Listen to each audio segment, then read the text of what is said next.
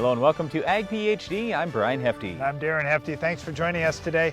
You know, we're going to be talking about fall fertility a lot on the program, but today we want to focus on compost and manure. They're completely different things, even though they may come from the same base. We're going to talk about some of the differences and what you need to know for your farm this fall. We're also going to talk about the micronutrient copper. Now, I realize that copper probably isn't at the front of your fertility plan this fall, but we want to talk a little about why you at least need to be considering some copper applications in some areas on your farm. One other thing you'll always want to look at on your farm is controlling our weed of the week. We'll talk about this difficult weed later in the show, but first, here's our farm basics. These days, it can be hard to make the math work in your soybean fields. With the LibertyLink system with Liberty herbicide, it gets easier. A 2+ bushel per acre advantage over Asgrow Roundup Ready to Extend soybeans means at least $18 more an acre for you. Plus, lower system input costs and more complete weed control all adds up to at least $33 more an acre for your farm. That's smart math. Grow smart with BASF.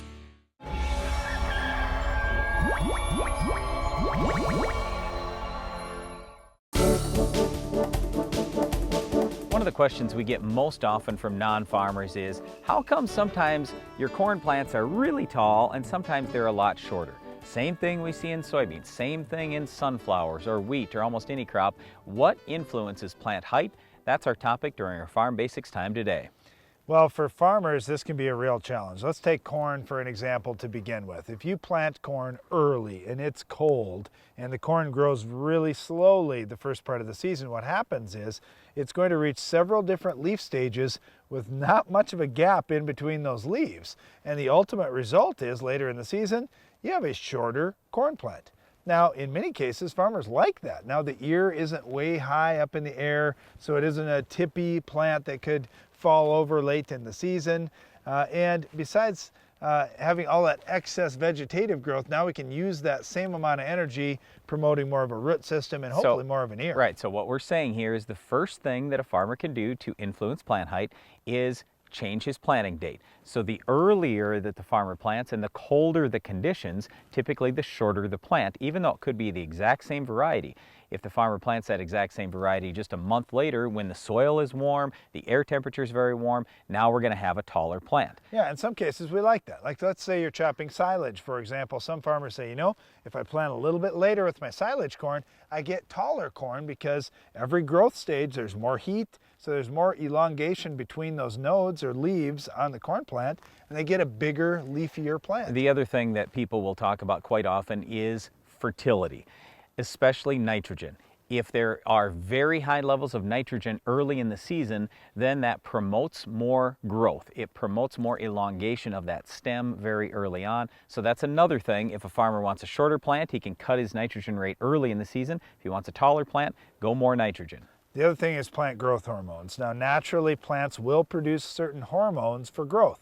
Like, for example, gibberellic acid is produced in the root system of plants, and when it's warm, that translocates up through the plant and it creates more shoot growth or more stem growth. Farmers are also using gibberellic acid applications in cooler seasons to try to improve growth early. Like in pastures, for example, we can get more growth out of the grass, so there's more to graze on for their cattle early season. All right, one other thing that I will throw out here is competition. If the plant is all by itself in an area, then usually it's going to be a little shorter. However, if there are other plants near it, what that plant is going to do is it's going to grow a little taller because it wants to get the sunlight. So the thicker populations, the heavier populations, the more weeds that there are in that area, the taller the plant is going to be. So if you want shorter plants, plant fewer of those plants and keep it weed-free. Now, there are a lot of things that influence whether plants are going to grow taller than they normally would or be shorter than they normally would. Farmers understand many of those things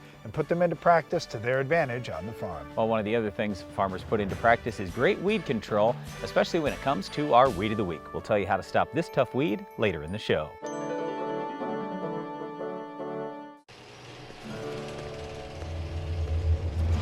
Out here, great yield starts with great weed control. That's why I choose the Roundup Ready Extend crop system. The system that makes the difference. Because only I know what it takes out here.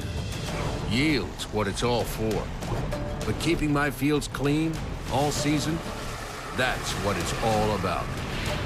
This is my field.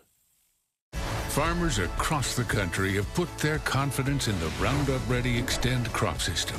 These are their experiences. My level of confidence and satisfaction is high right now. I am 100% satisfied with the XtendiMax with Vapor Grip technology. The yield on the Xtend soybeans, I feel very confident that those are the leading soybeans on the market. It has worked 100% for us. So we're sticking 100% with it all the way right now.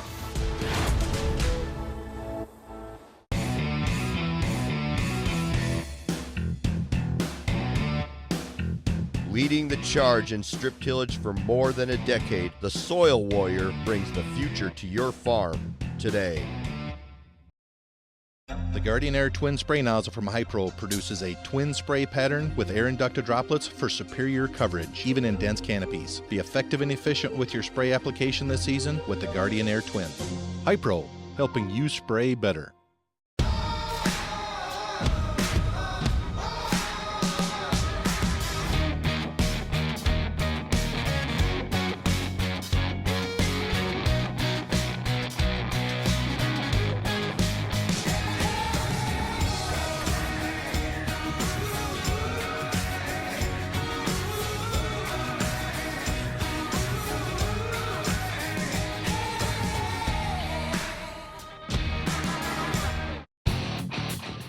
This AgroLiquid line is something special.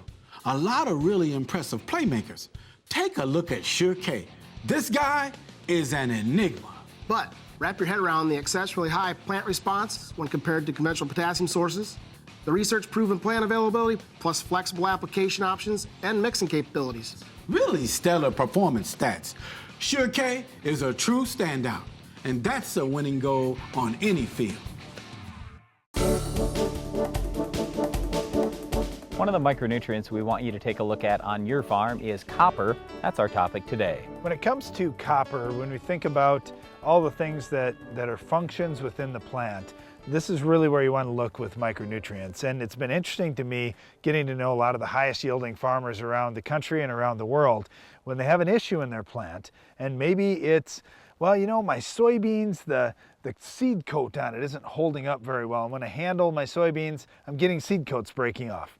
Well, they start looking at micronutrients and what are some of the functions of these various micros. Copper, for example, has a function with seed coat flexibility. When you start getting really large size to soybean seeds, for example, well, those seed coats just don't hang on very well, and it may come due to a bigger need for copper than we normally have. So if you've gone on your farm from 40 bushel soybeans to 60, 70, 80 bushel soybeans, this is probably something you're noticing. You're getting larger seed size, but you're having some seed coat issues. Copper would be a good nutrient to start with. Okay, so seed coat resiliency is definitely something copper can do. And let me just say this, we're not going to go through all the things that copper does in the plant because it does a lot. But we just wanted to focus today on two things that we think are super important and could be a big factor for you on your farm. So the seed coat resiliency is the first one. The second one is disease control. Now, there are two different things that we're talking about here. Sometimes copper gets used as a foliar treatment for bacterial diseases. I'm not going to say it's great, but it's better than a lot of other things that we've tried over the years. So foliar is one method. Now the other method is just having flat out more copper in the plant. If you're a wheat producer, you probably have heard about having good levels of copper so you have better disease tolerance. But in terms of all crops, we want to have high levels of copper so we have just better natural tolerance to a lot of diseases. One other thing, Brian, when we talk about the plant and being resilient to different things, having a good, strong stalk is certainly important. We saw it again this fall that there are some fields that just really gave up at the end of the year and we had stalk quality issues. Well, farmers right away will look at potassium as, man, where are my potassium levels at? And in some cases, potassium was okay. After potassium, the next factors that we look at are manganese and copper for good stalk quality. So if you're short in one of those micros like manganese or copper that we're talking about today, that would be another step that you may do on your farm in terms of building soil fertility up to try to have better quality stalks, more lignin, a tougher outer shell to that stalk to hold up even late in the season. Just like with all other nutrients in the soil and in the plant, we want you doing some analysis. Do some soil testing and find out where your copper levels are at. On a DTPA test, we're usually looking at 2 to 3 parts per million. On a Mehlich 3 test, it's going to be a little different than that, probably going to be a little bit higher. In terms of tissue analysis, you also want to monitor that as you go throughout the year, just to get an idea, how are we doing overall in terms of sufficiency or deficiency. Then the question is, well, how am I going to apply copper? So just like I said earlier, if you're doing some applications, let's say you're a specialty crop grower, and you normally do some copper applications foliar, or at least from time to time, you do these foliar applications to control bacteria. Okay, now you're probably going to put a lot of copper into your soil. If you've done that off and on over a period of 20 years, let's say, your copper levels are probably great in the soil and you don't even need to add any more copper. But otherwise, one of the things that I would encourage you to do is take a look at copper sulfate. It's what we're using this fall on our farm.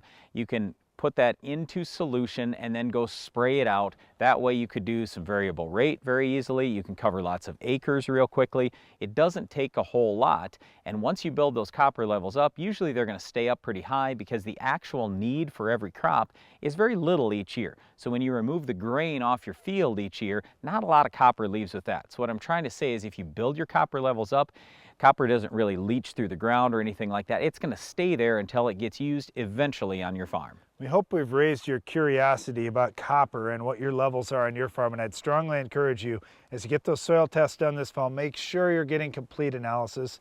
As Brian said, it all starts with just knowing where you're at on a parts per million basis with copper, and then starting to address it with the soil build program yet this fall. Another thing we want you to take a look at this fall, and quite frankly year-round, is what do you have for weeds on your farm? Can you identify this week's Weed of the Week? At Estes Performance Concaves, we know how valuable your time is at harvest. That's why we designed the new XPR concave system. The XPR system is the #1 performance concave system on the market, surpassing the rest in both speed and efficiency, ensuring every last grain from your field gets into your tank. Plus, XPR concaves work for all row crops. No more changing concaves, meaning you have less downtime. Take back your bushels this harvest. Get Estes Performance Concaves in your combine today. We're live on the red carpet, waiting for the next generation Credenz soybean. There he is. Oh, Ed, look, it's Credenz LibertyLink GT27. I know, Edna. He's got elite genetics. You gotta love his 4 bushel per acre yield advantage. And he's both Liberty and glyphosate herbicide tolerant. Definitely the year's hottest performer. Ask your Credenz retailer about the new Credenz LibertyLink GT27 soybeans. Grow smart with BASF. Always read and follow label directions. Your planter is the single most important piece of equipment on your farm, because without a uniform stand, you can't reach maximum yield.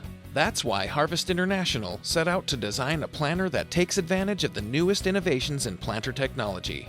Built tough for high speed and integrated with the latest precision enhancements, Harvest International planters ensure every seed you plant today puts more in your bin at harvest. Harvest International, planting the future. No 2 seasons are the same. Each brings its own set of challenges, and you've seen a few. So many threats, and not one single thing can be taken for granted. In the fight against the unpredictable, the Acceleron portfolio provides coverage on 4 fronts: fungicides, insecticides, nematicides, and bioenhancers. Rise stronger with one simple decision. There are 6,272,640 square inches in an acre. We counted. Why? Because we designed the TigerMate 255 field cultivator and 2000 series early riser planter to maximize every single one. So when you create the most level seed bed in the industry and target a nickel size area to plant a seed and never miss, you'll know in high efficiency farming, there's one name to count on: Case IH. Rethink productivity. Learn more at caseih.com/everyinch. When it comes to fertility, if you've got your choice, what would you use? Would you use commercial fertilizer? Would you use compost? Would you use manure? We talk a lot about commercial fertilizer on our show. Today we're going to talk about manure and compost, how they differ and how you can use them on your farm. Well, to begin with, manure and compost have some tremendous advantages compared to standard commercial fertilizer, because not only do they typically have many different nutrients in there, including micronutrients, but also they'll usually have some organic material and some organic matter, and those things are all beneficial for soil. Let's talk about manure first of all, because when you think about it, there's some negative sides to manure in addition to all these good things that Brian talks about. Now, you do have a wide balance of fertilizer. There's no question about that. But you also have odor, and you also have to handle this product that's not extremely consistent. And that does offer some challenges as you're trying to get out to the field. Well, the other big thing, Darren, is salt. A lot of times manure and compost, for that matter, have a fair amount of salt. So you have to be a little bit careful on how much you're putting out in that soil. Well, you're certainly not getting like a commercial fertilizer analysis. If you just want potassium, you can pretty much just get potassium. Or if you just want nitrogen, you can get straight nitrogen. But with manure, you're right. There's a lot of different things out there. And you may say, boy, I really don't need any more salt on my ground, or I don't need any more of a certain nutrient. Maybe it's copper that we talked about earlier in the show, and there's lots of it in certain manure sources. So you do have to look at the broad analysis of that manure. We'd strongly encourage you get good samples and take samples on a fairly regular basis, as the consistency of that manure may change as you're cleaning out a barn or cleaning out a pit. Darren mentioned odor, and that's probably the _1 negative thing that most non-farmers think about when it comes to manure. The other thing that non-farmers think about is they get worried that, hey, the farmer's over applying manure, and so now we're going to have issues with excess nitrate and excess phosphorus. And the nitrate could leach, the phosphorus could wash with soil erosion and end up in the water, both of which could cause water quality problems. You can see why people might think that you're over applying, Brian, because you're putting a lot of pounds out. You're putting quite a few tons out there, whether it's a dry material or a liquid material. Maybe. And so that's the big thing that we always tell you, whether we're talking manure, compost, anything you're putting out on your ground, you have to do it in moderation. Well, there's certainly a lot of different solutions out there for the odor issue. There are additives that you can put with the manure and these types of things, and we're going to talk about composting in just a minute. But let's just say you've got manure, it smells bad, you're putting it out there today. If you can inject that or immediately incorporate that, that's your best bet. All right, in terms of compost, that's basically manure that has gone through a process that involves bacteria and a little bit of time, where basically that manure pile heats way up, a lot of times up to about 170 degrees for a temperature. Now, because of that, it's killed off a lot of the insects, diseases, any pathogens there are, a lot of the weed seeds. So now you've got a much more environmentally friendly product, plus it doesn't have all the odor that manure has. The problem with compost is that a lot of the nutrients that would be available either this year or next year when you apply manure probably aren't going to be available for several years. It'll be a slow release. Think about it just like organic matter in your soil. That continues to mineralize over many, many years, releasing nutrients all along. So that's basically what we're doing with the compost. We're making it much more environmentally friendly, but the downside is it's going to take several years for the nutrients to come available. And the positives, Brian, there's much less regulation around compost. It's a much friendlier product to have spread on a field near your house, for example. The other thing for the farmer, you've got a lot less weight that you've got to drag around, because much of that water that was in the manure product is going to leave in the composting process. Now you're handling less volume, you've got a much nicer material to be working with and spreading out in the field. And yeah, it's not that hot mix of really high nutrient availability that you're going to get out of manure. So getting it spread exactly perfectly out in the field isn't quite as critical too. Yep, I agree with all that. And again, just so we're clear here, we're not saying, oh, no nutrients are going to be available with compost right away. There are going to be some. It's just going to be a little bit at a time for many, many years. Perhaps the biggest challenge with the composting is that you've got to flip those piles multiple times, and it takes quite a while for this to happen. There's a new product on the market called Decomp that's been out for a couple of years now in trials on our farm and other farmers around the country. And wow, has it made a difference in terms of speeding up that composting process and reducing the need to flip those piles around, making it much more farmer friendly. So if you do want to do some experiments turning manure into compost, we would encourage you at least run some trial work on this decomp. That's what we're doing right now. We're not saying it is the greatest product ever or anything like that, but it does show the most promise of any of those composting type products, so we are excited about that. Another thing we're excited about always is controlling weeds like our Weed of the Week. We'll tell you how to stop this tough weed coming up next. The Weed of the Week is brought to you by Corteva Agriscience, Agriculture Division of Dow DuPont.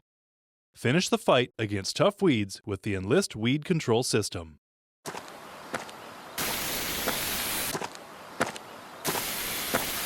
Weeds are tough, but we're tougher. With unrivaled weed control, reduced drift, and near zero volatility. So, who's tough now?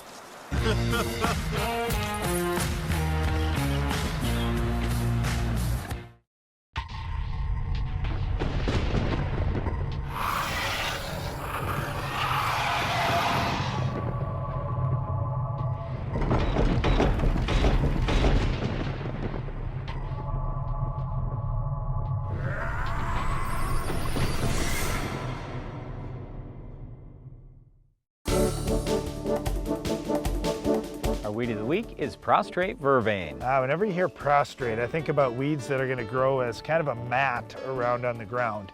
And so often we look at, well, what are the chemical control methods we can use to kill it right now? The best way to stop this weed is prevention. If you can get a good crop canopy established, especially early in the season, we can choke out prostrate vervain and never have to deal with it. Yeah, and what we always talk about is have good drainage, then have a good fertility program. Make sure you have plenty of calcium in the soil, so you've got a good porous soil that can absorb, and have good root growth there too, so your plants can absorb plenty of nutrients. And again, we can choke this weed out. It's not that difficult to have great growth, stop this weed all by itself without chemical. All right, so let's talk about control methods. If we've got corn, we really like verdict down. Status over the top is excellent on prostrate vervain. In soybeans, if we get a good burn down, if we start off with Roundup in the burn down, it is very effective on prostrate vervain. You could add in something like our 3-Pre program with that to control it and keep it out of the field. Post-emerge, you've got Roundup, you've got the Extend products, you've got Liberty. They all work very well. In wheat, we get a good crop canopy early, so we normally don't see prostrate vervain. We'd start with Sharpen. If you use a couple ounces of Sharpen, you won't have to fight prostrate vervain. If you do see a little bit pop up later, Husky would be the best choice. And once we get to non-crop areas, that's where we talk 2,4-D or dicamba. As we always say here on the show, be really careful about these products so you don't have off-target movement. The new 2,4-D Freelix is a dramatic improvement over old 2,4-D, so if you haven't tried that yet, I'd absolutely look into Freelix. That's all the time we have for our Weed of the Week, prostrate vervain, but Iron Talk is coming up next.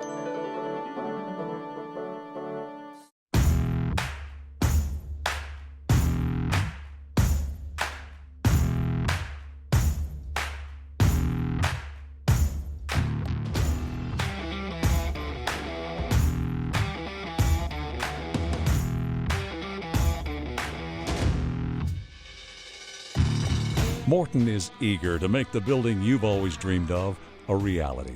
Visit us online at mortonbuildings.com. If you're looking to expand your farm's grain handling, you want everything to be fast and efficient. The Quick Belt from Norwood Sales is your all-around grain handling solution.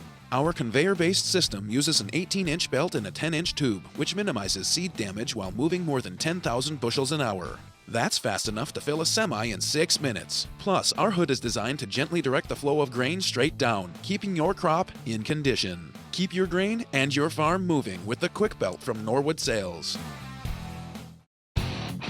Let's take a look at our picks for the championship season. We've got 10-34-0. No. I don't want to talk about them. I want to talk about this Agro Liquid team. Take a look at this lineup. They got it all. The talent, their players can meet any challenge on any field. The coaching staff, the best I've seen. So that's your pick? No discussions? Nope. Agro Liquid is the team. They're going all the way to the championship. These days, it can be hard to make the math work in your soybean fields. With the LibertyLink system with Liberty herbicide, it gets easier. A 2+ bushel per acre advantage over Asgrow Roundup Ready to Extend soybeans means at least $18 more an acre for you. Plus, lower system input costs and more complete weed control all adds up to at least $33 more an acre for your farm. That's smart math. Grow smart with BASF. Introducing the SoilMax ZD48, the newest addition to the SoilMax Gold Digger lineup. The first plow designed for smaller class tractors, the ZD48 has been tested on tractors weighing between 10,000 and 16,000 pounds with excellent results. Designed for row crop farms, vineyards, irrigation, and specialty crop farms. The SoilMax ZD48 will install tile up to 48 inches deep, as well as install 3 or 4-inch tile. The ZD48 truly opens up the world of tile installation to more farms than ever before. Titan Machinery is excited to announce its 2018 Customer Appreciation Sales Event. Save up to 30% on filters, tillage sweeps, and other essentials, November 14th through 30th. Your local Titan Machinery store will also host a one-day event between now and Thanksgiving with additional specials and to introduce you to Titan Value Pro Parts, their value price line of replacement parts. Watch for your invitation or contact your local Titan Machinery dealer for details on how you can lock in the lowest prices of the year. Commodity Classic is an early adopter's paradise. This is where what's next happens, where you can meet the people who are changing the way you farm. From the jaw-dropping trade show to outstanding educational sessions to one-on-one conversations with other farmers from across the nation, you'll be among the first to experience the new ideas, innovations, and technology that can help your operation stay profitable in times of challenge and change. Be in Orlando, February 28th through March 2nd at the 2019 Commodity Classic. Visit commodityclassic.com. Iron Talk is brought to you by Case IH. There are 6,272,640 square inches in an acre. We counted. Why? Because we designed the TigerMate 255 field cultivator and 2000 series early riser planter to maximize every single one. So when you create the most level seed bed in the industry and target a nickel-size area to plant a seed and never miss, you'll know in high-efficiency farming, there's one name to count on. Case IH. Rethink productivity. Learn more at caseih.com/everyinch.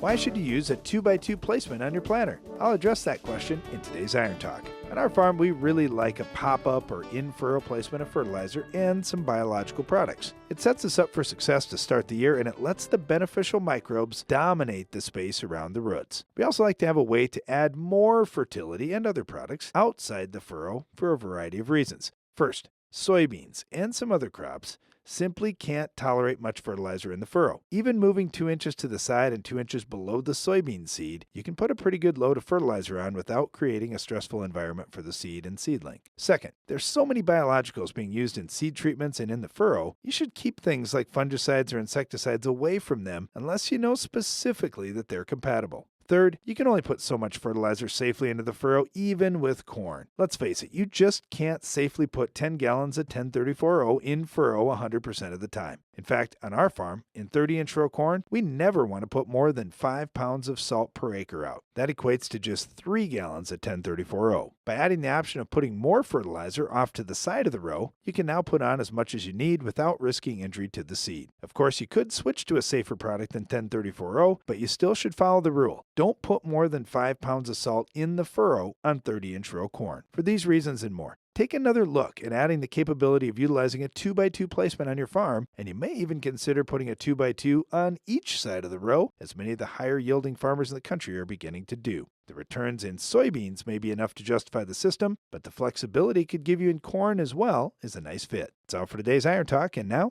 back to the show. Well, that's our time for today, but before we go, we want to invite you to tune in to the Ag PhD radio show.